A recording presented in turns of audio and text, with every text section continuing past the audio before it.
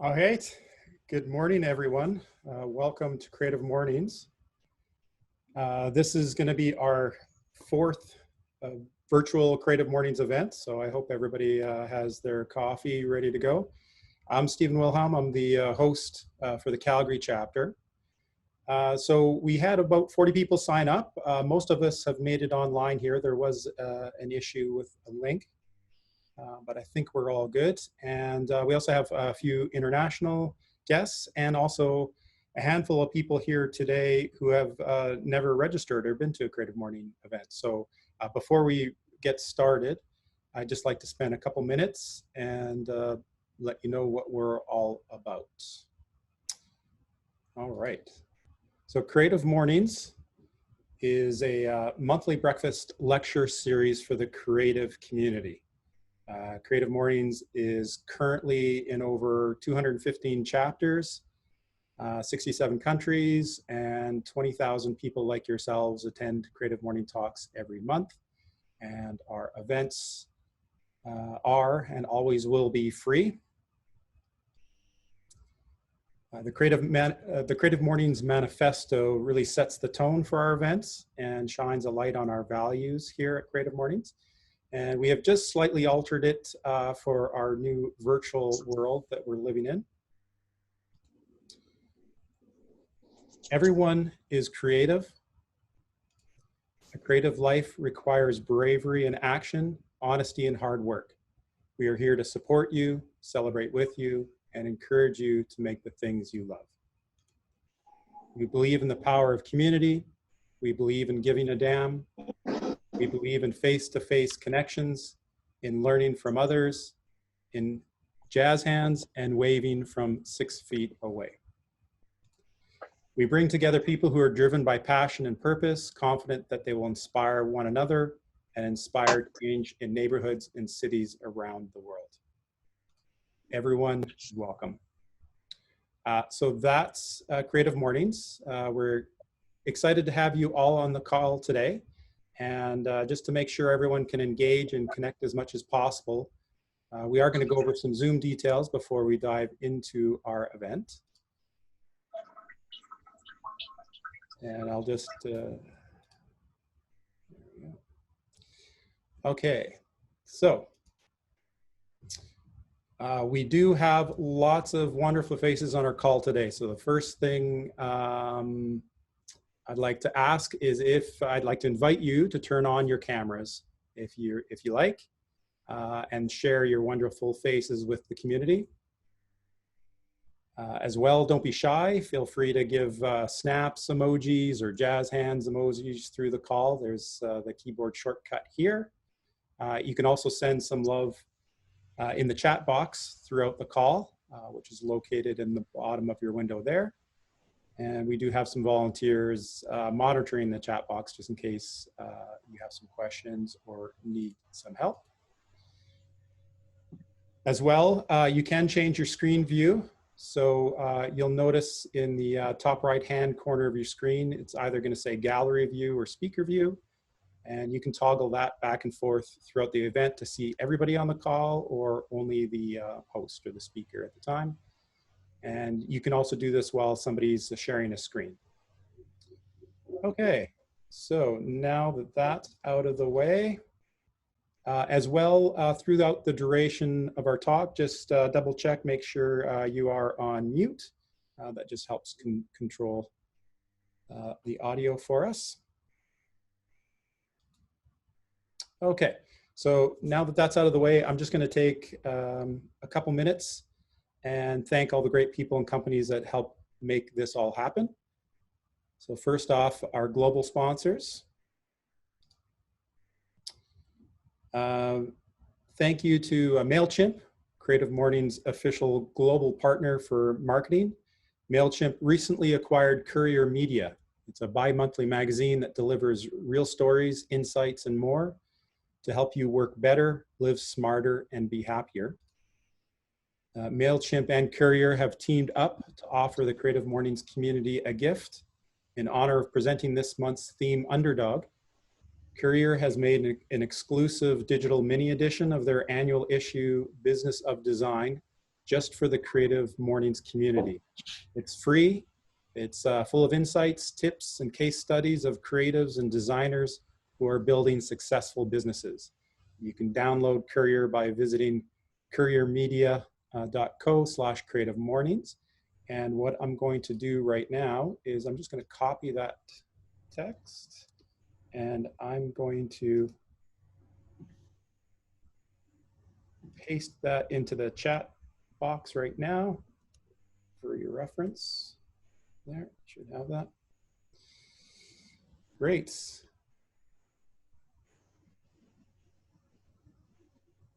Okay, next up, thank you to WordPress.com, Creative Mornings' official global partner for web publishing. The beloved Own Your Own Content series is back for an encore. For season 3, we're revisiting our favorite insights to learn various ways we can honor our work by owning our content, especially in the face of uncertainty. You can check out the library of interviews and resources at ownyourowncontent.wordpress.com to hear from the likes of John Maeda, Kat Holmes, Jen Hewitt, Luvi AJ, Maria Popova, Paul Jarvis, and many more. So I am also going to copy and paste that into the chat box.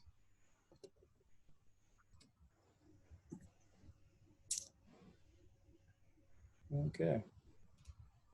And finally, thank you to Basecamp, Creative Mornings' official global partner for project management.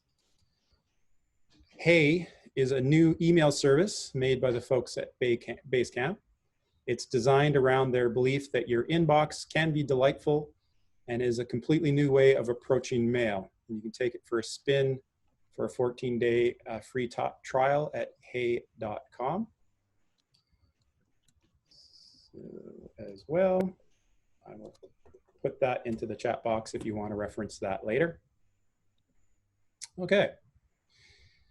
Now, I'd like to take a quick moment here to thank our local sponsors. So first up, big thanks to Jason Sweet, our official photographer for the Calgary chapter. As well, a shout out to Rod Anderson from Sandbox Brand Marketing. Reveal and align what makes you great. Everyone deserves a better brand. Your story is your brand, and it plays out in your company every day. As well, the coffee you would have been drinking this morning is from the Roastery. So established in 1985, the Roastery is Calgary's original specialty coffee shop, bringing the art of coffee roasting to the public. They have promoted exotic and exceptional coffees to connoisseurs and adventurers for the past 30 years. As well, I do want to recognize our video sponsor, Day One Media, helps businesses tell great stories with video, touching the heart and mind of your customer. And I do want to thank C-Space, where we normally have our events.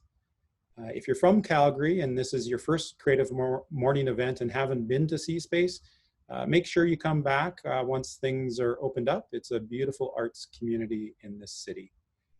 And finally, just I want to recognize the Creative Morning volunteers. This really doesn't happen without the help of everybody involved. Okay, let's get on with the event. So the global theme this month is Underdog. The format for today is going to be a 20-minute talk. We're going to keep everyone on mute during this time. So please double check right now if you're on mute. And after the talk, we're going to separate into random breakout rooms of about 5 to 6 people each for 10 minutes. And you're going to get a chance to meet some of your fellow attendees and talk about what resonated with you.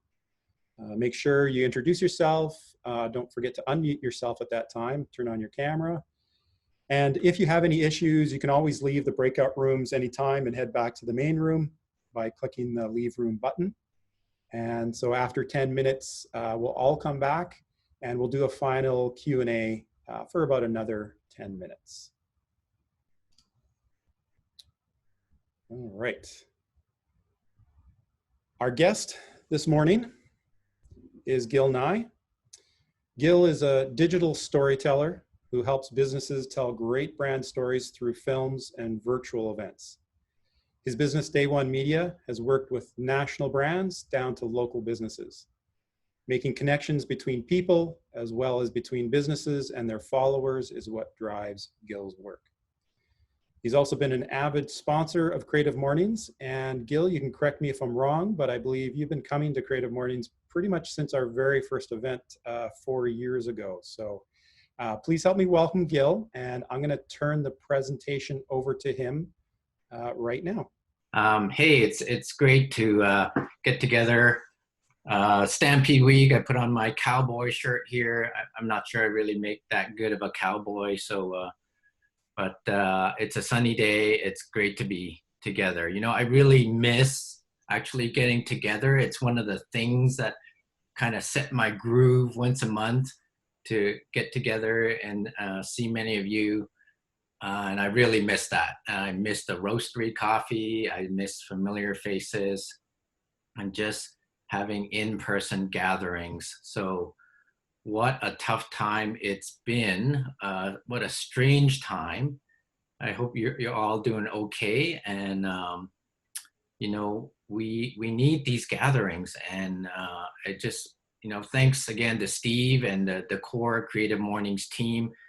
It's been one of my favorite places to hang out. And just because it sets that kind of regularity to life of getting together with the same people and building community. So I don't know if you know how to control all that, but I'm just going to make sure that you kind of can see me, and then I'm going to share my slides and just kind of have both of them going at the same time, so that hopefully that's possible, because I'm going to try to show you some stuff on screen as well as in the slide deck. So again, a little bit about me. I love telling stories. I believe stories is like the currency that kind of carries generations from one to another, and it keeps the traditions that we have as people alive. And so helping people tell stories is a great passion of mine. You may see me glancing off kind of a little bit to the side. I'm not like, you know, trying to take care of my dog or anything. I've got a separate monitor so that I can kind of monitor the chat and see what everyone is kind of saying. So I'm going to jump in here and just share my screen. How's that looking, everybody? Looks great. Awesome. All right, cool. Sorry about that. And yeah, thanks, Aaron, for your hard work there. I love that we can see it on screen live like that. It's so cool. And your contribution is absolutely huge. So, all right. So today I'm going to take you on a little trip through my career journey. Hopefully you have a coffee in hand and it won't be a bedtime story for you. I want to share this story because, you know, when I meet people and after they learn what I do, they have this impression that I have a really cool life, that it must be so creative and fun to make films, work with famous people sometimes, and play with a lot of cool gear. And, you know, I want to just kind of break that down and talk about, hey, is this really all true? Or maybe it's just one big myth. But let's take a closer look together, and we'll take a little trip together. So by the way, this was shot out in just west of Cochrane. It's just a beautiful area, great place to go for a country drive if you want to do something during the pandemic. That is great for distancing. So this is my team. We have a lot of fun together, but I'm going to ask you to vote. You look at this picture and go ahead and put it in the chat box and tell me, like, is this real? Is this like maybe it's just a photoshopped picture? Maybe it's fake, or, you know, is this actually a real photo? So go ahead and just like type that into the box. You could write whatever you want. And my chat box kind of disappears, so maybe Stephen can see what the results are there. Okay, just keeping an eye on it. Partially shopped. Sort of seemed to getting more shopped. Photoshop seems to be winning. Photoshop seems to be winning. All right. Well, that actually is a great answer because it really relates to what I'm talking about today. So, although it's actually the wrong answer because this is absolutely 100% real photo. We did not do anything to doctor it up. Side So, note, Gil, I voted real. all right, way to go.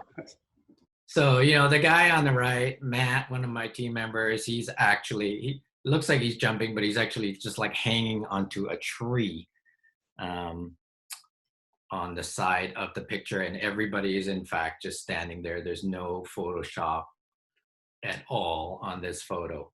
But that really leads me to my next point is that we see a lot of work like this, a lot of images like this of people having fun, of people enjoying themselves on social media.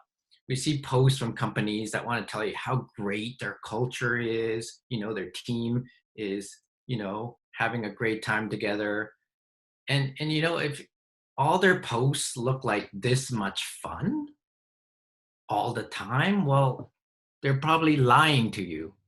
So honestly, like if I saw this picture of a company, initial thought would be, yeah, they're having a lot of fun. But then I'd start to be thinking, these guys don't look like they really work much. They're having way too much fun. I don't know if I really want to hire these guys. And so my point is that, not everything is that real out there. And we tend to kind of fall into the trap of thinking, I'm not good enough, or we're not doing enough cool stuff, because we're always seeing 24/7 what everyone else is doing. And so all that to say, look beneath the surface more. It's not always greener on the other side. And this is a shot actually from last weekend. I was working with Lisa Guerrero, who was also here with us today, also a previous speaker from Creative Mornings when we shot this. And it's because there's two sides to Edworthy Park here in Calgary. And if you've been there, there's the north and south side. And if you end up at the north here, there's this awesome cafe, which is a great place to hang out, called Angels. But then there's this like huge construction project going on with some utility building of the city. And it's like a huge mess and an eyesore. And so you get two really different impressions of the same park. It's super green, it's super foresty on the south side. And when you come over here, you see all this construction and all this mess. And it's, two really opposing views of the same place. And so you can get a very different impression based on whichever side you were on. So don't get stuck with what I call NVI. Just keep focusing on your own goals and keep moving. So let's get back to the topic of the day. Sorry, that was a bit of a diversion there, but what is an underdog exactly? So I had to really look that up myself. And it's a person who has little status in society, a competitor that is thought to have little chance of winning. And, that describes my growing up to a T. I didn't win any awards. I was shy, had no friends. I didn't even do well at school. I was that sheepish kid that was quiet in the corner, hoping to get involved, hoping to be included. And to top it off, I was a small kid. And frankly, I'm kind of small still now.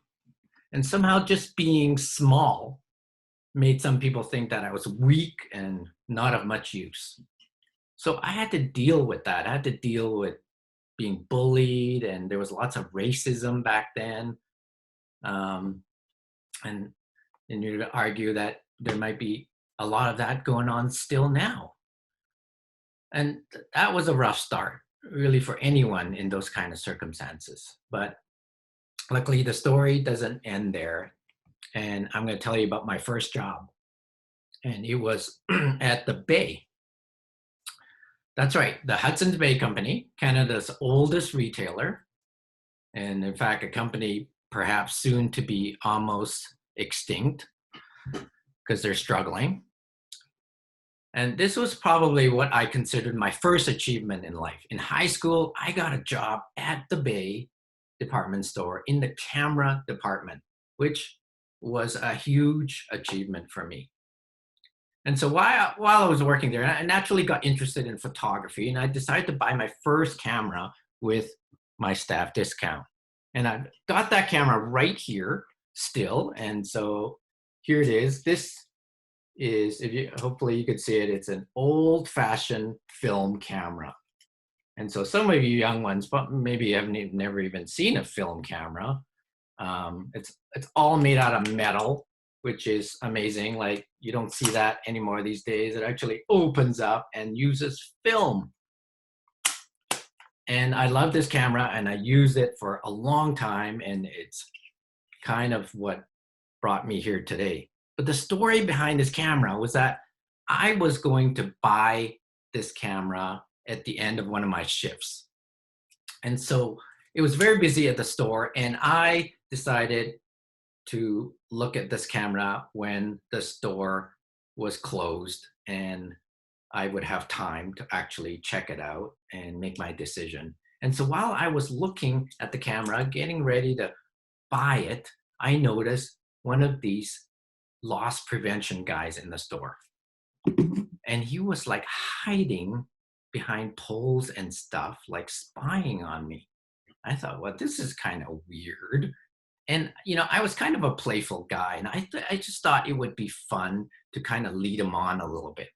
And so I put the camera back and I locked it away, and I started to like run around the store hiding behind things just to see what he would do. And he chased me, like, but still trying to hide. And we did this kind of cat and mouse thing all over the store. And I thought this was just like the funniest thing ever. And I had so much fun with it until I got finally to the exit, in which the powers to be completely like reamed me out. And it was not a happy day after that. And in fact, I actually got fired from the job for doing this. So that was the end of my dream of my first job. And, when I meet people, a lot of them ask me, how did you get here? And it's almost like they expect that I'll just kind of hand them a roadmap and say, well, yeah, I took this road and here I am, just like that.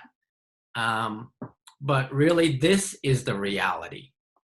And that is, I was fired from 10 jobs and even rejected from 2 schools after I was accepted into them. And so, frankly, that's all pretty embarrassing. But I'm still willing to bare my soul to you and lay it all on the line today. So this is my first school. After high school, somebody mentioned to me, maybe you want to apply to this school, because I was the kid with like no direction at all. I had no idea what I was going to do. And I thought, well, I like art. And so I applied.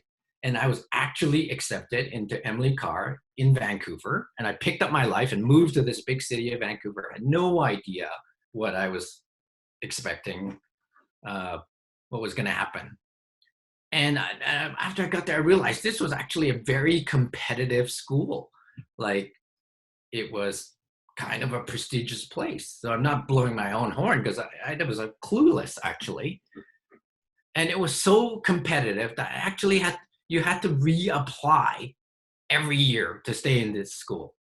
So after year one, I actually didn't make the cut. And my bubble was like totally burst. I was like heartbroken. So I had to quickly find another school. So that was my first rejection right there at school. And then I applied. I got into Grant McEwen in Edmonton, into their graphic design program. But after I was accepted, they told me the program was full. So I was baffled, like, was I accepted or not? And they told me, well, you could take some general courses and probably a space might open up later in the year. Well, this was absolutely like mind-boggling to me, but totally deflating. So I kind of waited patiently, and thank God in like 2 months later, a spot actually did open up. Like somebody dropped out, which I think is a miracle, but I got in. And after 2 hard years of a lot of work and late nights, I graduated as a graphic designer with great anticipation. And I was ready to be a famous designer whose work would be seen by the entire world. So here we go, world, I'm ready for you. And so what was my first job? I'm going to ask you to guess. So let's do another quick survey there. Just shoot absolutely anything that you think would have been my first job. And I'm going to get Stephen again to help me out here because I got too much stuff on my screen here. So Sounds good. They're just coming in right now. We have Hudson Bay, Yellow Pages ads, newspaper, packaging designer, retail, coffee shop, McDonald's, full singles in your area, creating ads for newspapers. Awesome. Well, this was my first career job. It was at a sign shop. So a lot of you weren't that far off. A sign shop, dark, dirty, dusty, depressing, not creative, not glamorous, not even fun. It looked just like this. I'm hanging around with a bunch of welders and construction guys. And I had this classmate that I graduated with, and we'd meet up for drinks, and he'd tell me about the ad agency he was working at. He was doing logos for the Olympics. Like, wow, that's great. He'd ask me, Gil, what are you working on these days? Well, I just designed an awning for an auto body shop. I mean, what's wrong with this picture, right? So, and to top it all off, after a year at this place, they kind of just decided, design's not really important for signage. We're going to let you go. So there I was fired from my first career job. What a way to start a career. So again, this is another myth that it's not glamorous, this kind of career. This journey has not been glamorous. I mean, there were some sweet moments mixed with a lot of work, but not glamorous. And it made me realize that, my life is a journey and not a destination. And when I was young, I'd always wanted to get there. I don't know what there was, but I always felt like, I can't wait to get there. I can't wait to arrive. And now, even at my age, I realize it's a journey. And it's still a journey. And I'm still going places. Do we have any VW fans out there? Old VW fans? This is my van. Our family goes traveling in it. And we have a love-hate relationship with it. It's an 85. So it's really old. Everything's original on it. And it breaks down every year. So I hate this thing, but I love it at the same time. But my point is that we always figure it out in this van and in my life. Problems come up all the time and disappointments come up, and I fall down, but I get back up and I keep moving. Here's my next job. It gets even better than this. So if you're having fun, I hope you are, because there's more fun to be had. This is my next job. It is designing VHS sticker ads. Like, did you even know such a thing existed? Well, I didn't. So I got a job at this marketing company that specialized in ads for VHS boxes at video rental stores. Like, think Blockbuster and the corner store. Yep, I did all those famous ads on all those videos you rented in the 80s and 90s. And to top it off, my boss yelled at me every day, telling me that I wasn't working fast enough. So, like after a year of this, I had enough, and I decided I am just going to go to work and quit. No more of this. And as I was doing that, he fired me at the same time. And I had absolutely no backup plan. So here's two major fails at starting a career. For some people, for me, I was inclined to throw in the towel and call it quits. Like, that's enough.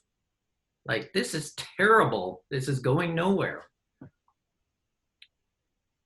But the best decision that I ever made as a young man was to be a man of faith. And it's what carried me through these discouraging times. And I found so much wisdom and encouragement. And I got a lot of that in the Bible and from God. And then here's a gem that really helped me tremendously. This is a quote from Philippians in the Bible. And it says, "Forgetting what is behind and straining towards what is ahead, I press on toward the goal to win the prize for which God has called me heavenward in Christ Jesus." So in other words, when life beats you up, you got to get back up and keep moving and keep your focus on your big goal. And this quote always reminded me, it's Gil, forget those failures.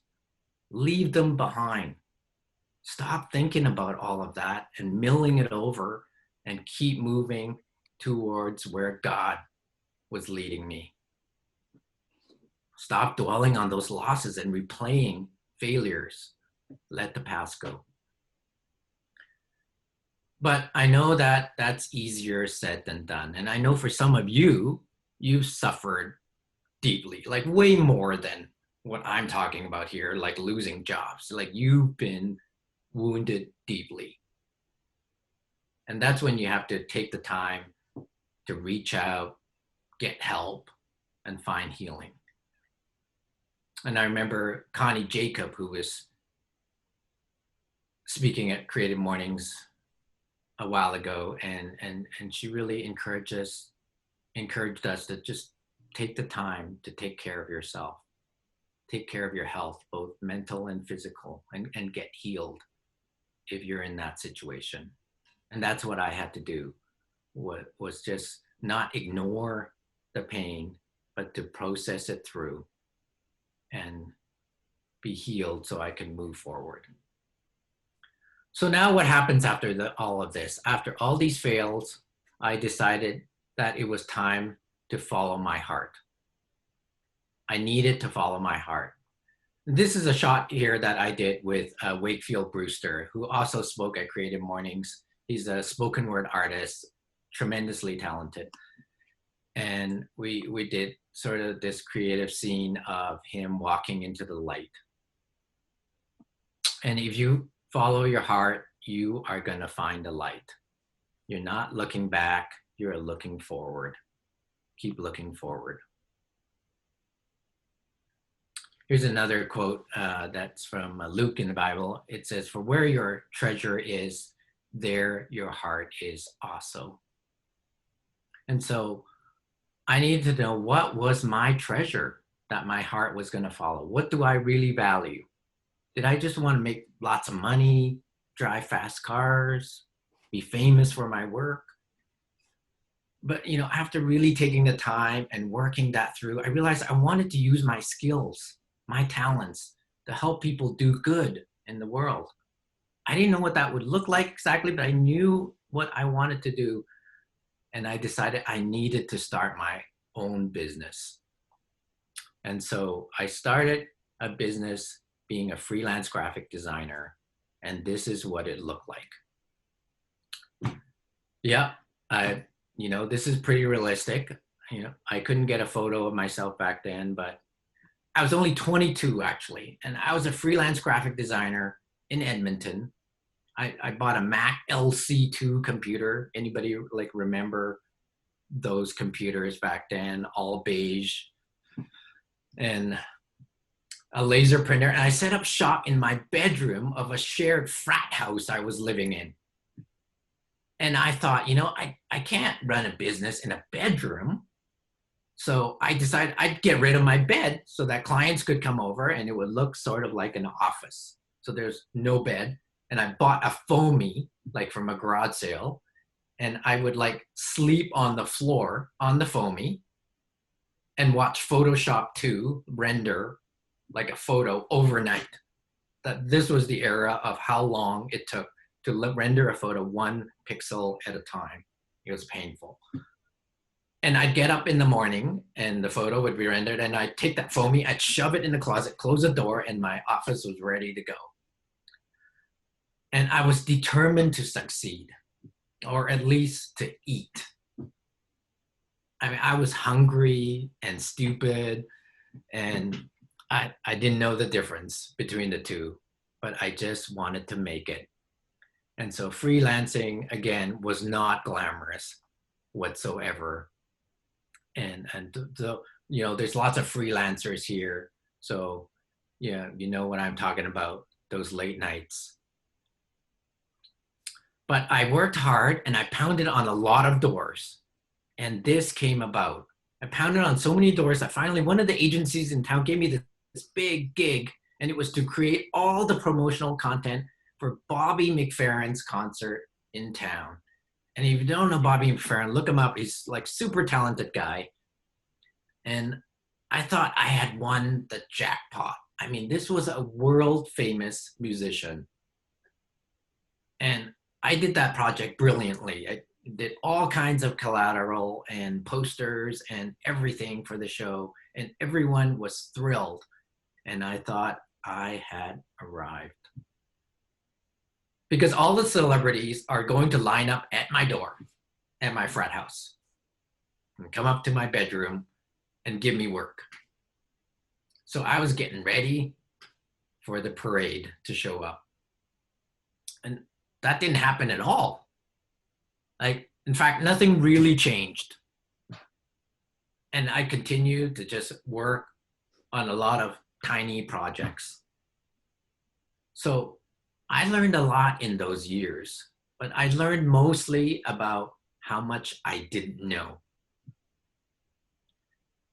After 4 years in the business, I was offered a job at a charity called Samaritan's Purse in Calgary. And at that time, it was a charity that no one had ever heard of. And people would say, where are you going to work? Oh, I've never heard of that, a charity. Oh, that's great. Yeah, good luck. And it was a difficult decision because I felt like I had birthed a baby with this business. It had survived 4 or 5 years. I felt like I had made it.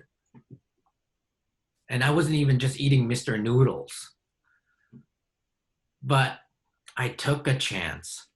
I took a chance and went to this charity to take this job. I picked up my whole life and moved to Calgary. Everything I owned fit into one car with that old Mac LC2 computer.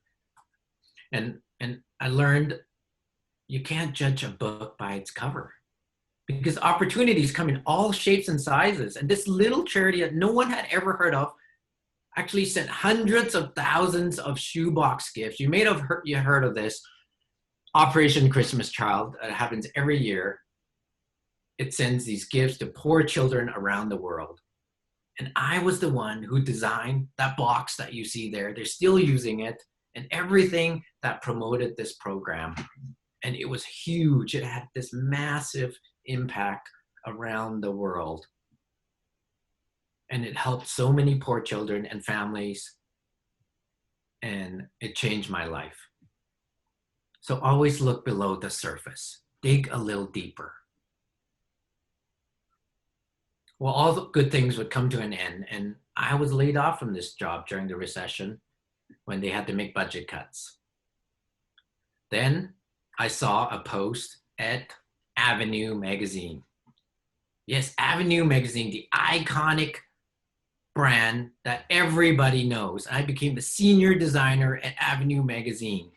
By all accounts, this was the epitome of success, a brand that was an Alberta icon. Everyone knew this.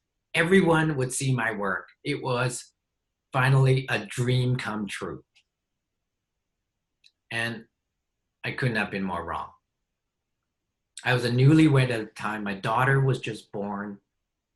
And I was working 12 hours a day, staring at a screen, moving little boxes around to perfect the magazine, to meet a deadline that never went away, that renewed over and over every single month. As soon as it was over, the next magazine was getting ready to come out.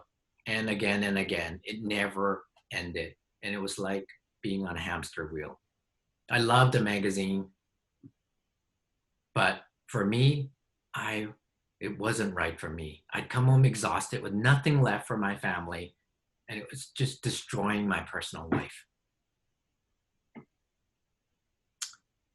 And to top it off, this magazine was taken over by another magazine called Inc.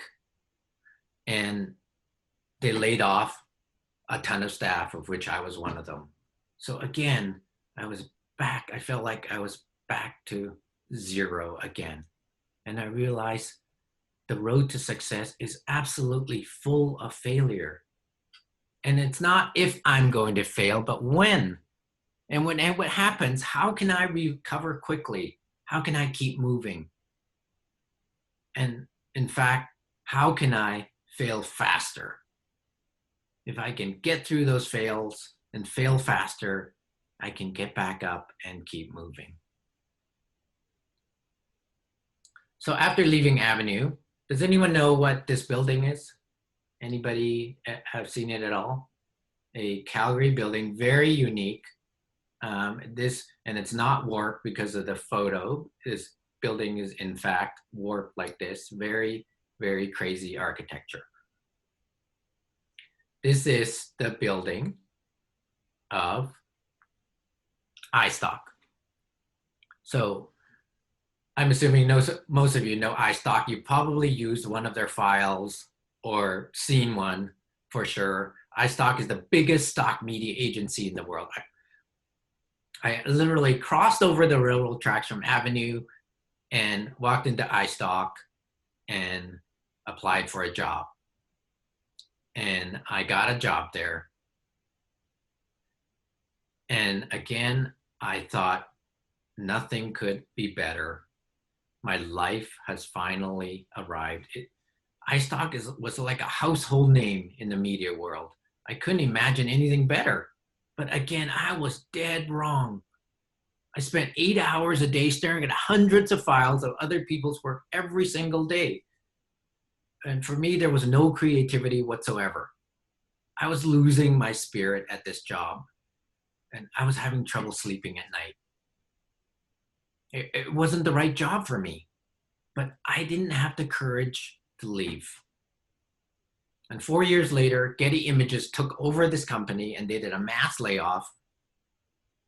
And when they announced that they were going to do this, I literally called my wife on the phone and I said, honey, they are laying people off today. But should we pray that I am one of them? Literally, I said that. Because I wanted to get out, and this was an excuse or a way of doing it. And I was one of those people. And it was humiliating. There's nothing worse than being laid off in front of all of your colleagues. But it was a blessing in disguise, because if you believe in God, you'll find he has a great sense of humor. The path he picks for us is never a straight one. And that's because I needed to meander through the wilderness and through all of those failures to become who I am today and who I will be tomorrow. So what did I do with that blessing in disguise? I went back to school.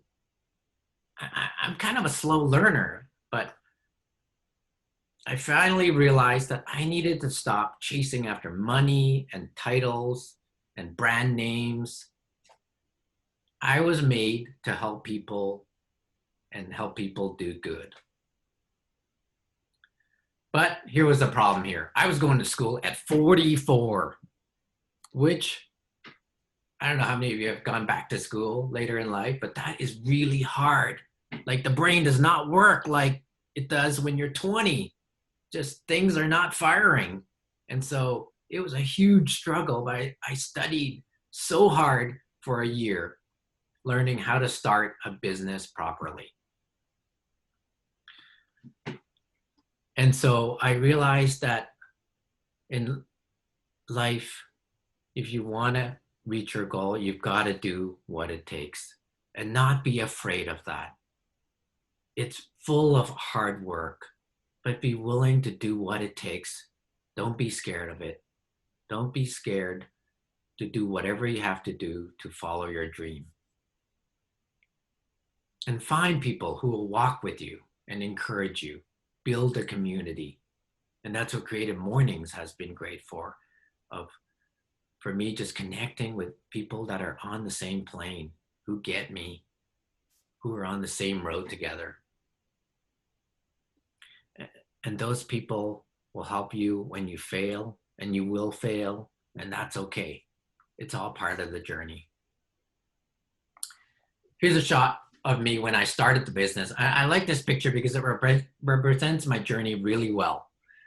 On the surface, it might look like I'm on some sort of a big movie set and, being director or something. But in fact, it was actually like a low budget Chinese restaurant with literally no budget. And I had just borrowed this big camera for a shoot because I didn't even have a decent camera at the time. And I didn't, want them to know that. And so I borrowed this big camera, and I didn't even have any idea how to use this thing. I had to learn on the spot. So, I'm actually like peering around the camera, trying to figure out what all these buttons do. But this represents my journey so well. This learning on the spot, continually having to learn. And it also represents how I lead my team today, that we're in it together. We fail together, we learn together. Nobody gets punished for trying new things that don't work. So back to that question about the beginning, what actually is true about what I do now?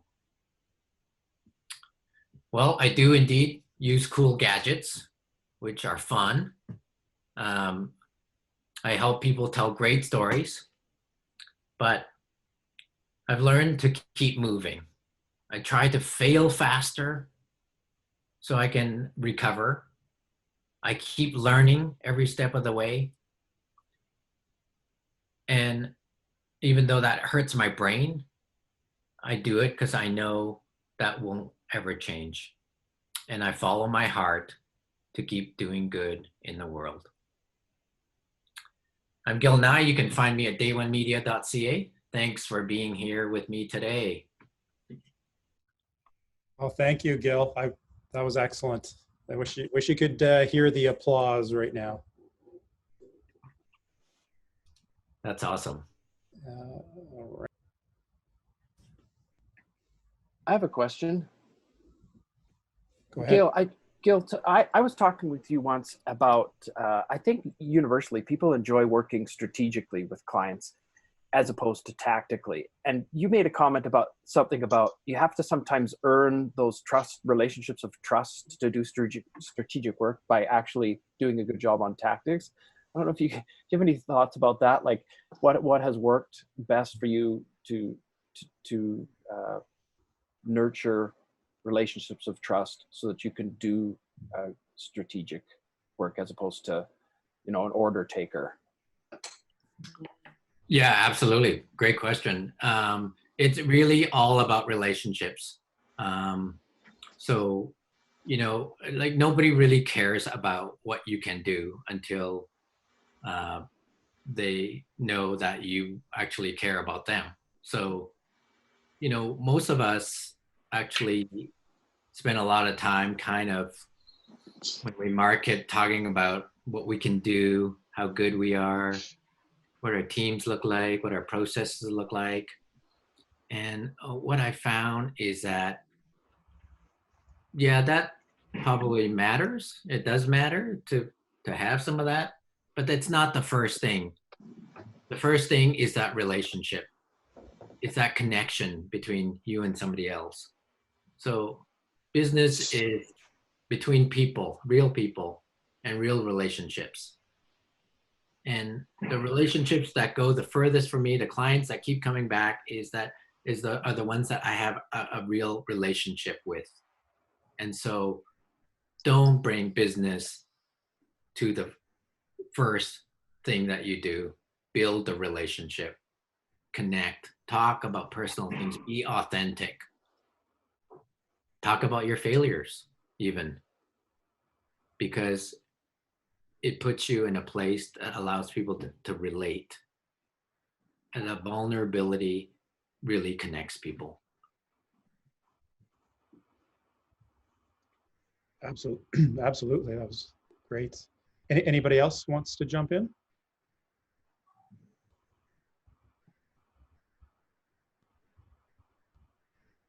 Got a quiet crowd today. Well, maybe I could ask a question. What do you see is the trend, or you know, the next you know, business opportunity with all this COVID that's happening? You know, are more and more people gearing towards, you know, online type of business, and you know, just your thoughts on you know, if you have that crystal ball. Absolutely. That's a great question. And truly, the world will never be the same again. So things have changed tremendously. As you can see, like our, you know, pandemics and viruses and sicknesses, like this whole idea isn't even really going away, even if they, you know, find a cure or a vaccine. There's going to be another one, a different one, and there's no way to keep up with these things. And so this idea of finding a different way to connect is going to be huge. And that's why, you know, things like this, like Zoom, like went just crazy, right? From, you know, a successful company to like unbelievable, mind-blowing. And if you are able to figure out technology, if you're able to find tools that are going to help people connect, people want connection, people want community, but they need to know how that's going to work within the context of the world today, where there are limitations, where there are requirements that they have to follow. And so we're trying to follow that. We're trying to figure that out today. And when we're moving towards virtual events, but not just virtual events that are like watching webinars, because that was around, but events like this where there is actual connection, where people can connect, where there is like breakout rooms like Stephen did, where there's real conversations. That needs to happen. And so yeah, I think that's where it's moving. And you know, find tools that help people connect. Okay, thanks, Gil. That was great. Thank you. I'm going to end the sort of the official portion of this meeting. So thank you very much, everybody. We're probably going to have a few more of these virtual events before we get back into C-Space. We're maybe looking at September for some modified real-time meeting, as well as maybe streaming it online. So we have both. But I'm going to leave this meeting open if anybody just wants to casually chat for a few more minutes if you want. But that's it. Thank you very much, and see you next month. Bye-bye. Thank you. Hi, guys. Bye. Thank you. So Gil, I have a question. My name is Brent. Do you have a moment? Yeah, I don't know how long Stephen will keep this on, but we can make it quick. No worries. Oh, okay.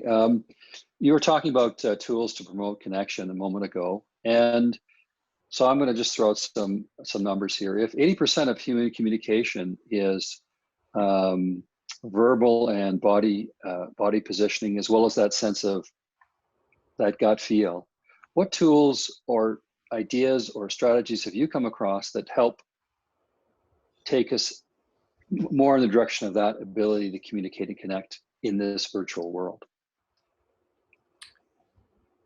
Well, you know, yeah, I'd probably be a millionaire if I could give you like the exact answer to that. But basically, we need our meetings to feel like real meetings, as though I was meeting you at Creative Mornings right now and connecting.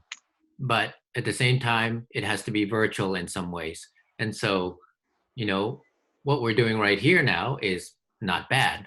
But the reality is that in life, when we get together, we're not sitting at desks, you know, staring at each other. So how can we make that look more real? Well, first I need to be standing up, and first I need to be, not in my pajamas like some people might be. And so, the camera shouldn't be staring at the ceiling or up my nose. So there's all these little details that we need to refine to make a virtual connection feel like the real one. And the more we can sort of fix all those little things and make it feel like, hey, it feels like I'm actually standing here looking at you talking, then the more successful that's going to be, and people will adopt that. And I'm trying to figure out all those things out today, and using that technology for clients. Yeah, I don't think technology is quite there yet to get us. I find I'm doing on Zoom so much. I think it's called Zoom fatigue, where you get tired of that. There's something different about, or more taxing when you're trying to have a conversation with people on a computer. You mean no 3D holograms like Star Wars? That would be a nice step for sure. So Gil, what I heard you say is to try and position, replicate, have one of my small group folks I was working with likes to talk with her hands, so she positioned her camera so she was doing that and able to present herself in a more real fashion. I noticed your background is also something I'm going to assume you chose as well. So thank you for that. For sure. It's a real background, by the way, not fake.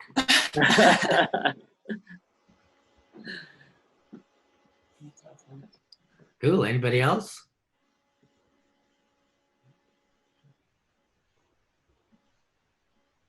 I just want to say thank you for sharing all that, and like it just gave me a little bit of thinking back of my own journey, and that part that you said about it's not like whatever it happens next is not this thing, because we think, well, I just need to do this next thing to get to where I want, but it just keeps happening, and when you get that, then there's the next one and the next one and the next one. Yeah, it's just like seeing our journey, our story, and the things that happen, and I just like grateful to that all that happened so I can be where I am right now. Yeah, I find it so refreshing in this world of curated social media feeds where everybody's perfect and everything's beautiful.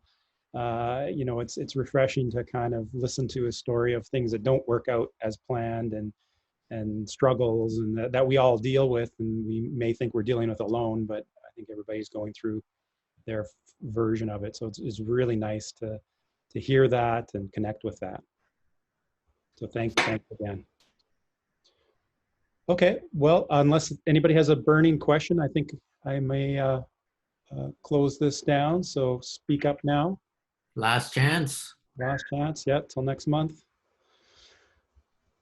Okay, going once, going twice. That's it. Thanks, guys. Have a great Friday and weekend. Yeah. Thanks a lot. Thanks so everybody. much. You bet. Bye. Thanks. Bye. Bye. Thank you.